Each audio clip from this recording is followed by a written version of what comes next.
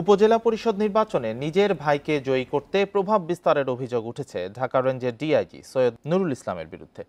চাঁপাইনবাবগঞ্জের শিবগঞ্জে প্রতিপক্ষকে ভয়ভীতি দেখানোর পাশাপাশি অবৈধ অর্থ ছড়ানোর অভিযোগ করেছেন প্রতিদ্বন্দ্বী প্রার্থী। তবে রিটার্নিং কর্মকর্তা বলছেন, নির্বাচন সংশ্লিষ্টরা প্রভাবমুক্ত হয়েই কাজ করবেন। দেশের এক নম্বর গ্লুকোজ ব্র্যান্ড গ্লুকোম্যাক্স টি একই এনার্জিতে এলো নতুন প্যাকে।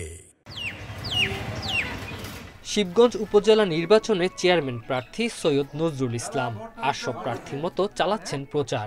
তবে অভিযোগ আছে, তাকে জয়ী করতে তার ভাই পুলিশের ঢাকা রেঞ্জের ডিআইজি সৈয়দ নুরুল ইসলাম এলাকায় প্রভাব বিস্তার করছেন।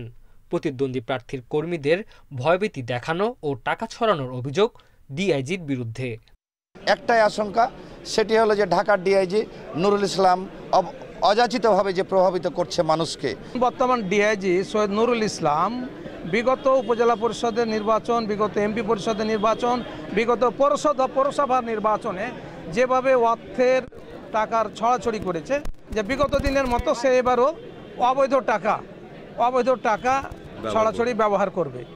এইসব বিষয়ে কথা বলার জন্য মুঠোফোনে যোগাযোগ করা হলেও সাড়া দেননি ডিআইজি। তবে প্রার্থী সৈয়দ নজরুল ইসলাম তার ভাইয়ের বিরুদ্ধে ওঠা অভিযোগ মিথ্যা বলে দাবি করেন। আমার ভাই উচ্চপদস্থ কর্মকর্তা, যিনি তার কাজকর্ম নিয়ে ব্যস্ত, উনি শিবগঞ্জের রাজনীতি মোটেই দেখেন না। তারপর দিয়ে যখন হয়তো শিবগঞ্জের টালমাটাল অবস্থা, হয়তো কেউ ফোন করলে উনি তখন হয়তো ব্রিফ করে যে আচ্ছা ঠিক আছে, এটা আমি দেখছি। রিটার্নিং কর্মকর্তা বলছেন, এমন অভিযোগ কেউ করেনি। কেউ প্রভাব বিস্তারের চেষ্টা করলে ব্যবস্থা নেওয়া হবে।